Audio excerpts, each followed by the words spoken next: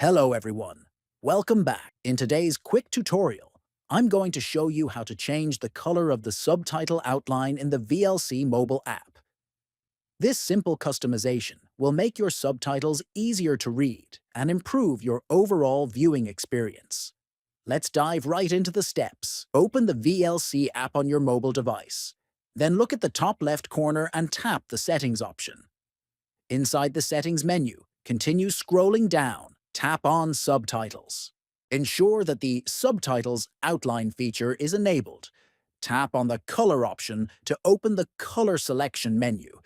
Choose the subtitle outline color you prefer. Finally, click on Select to apply the new color. That's it.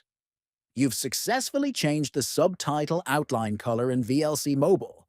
Feel free to explore other subtitle settings to enhance your viewing experience. Thanks for watching, and don't forget to subscribe for more tutorials.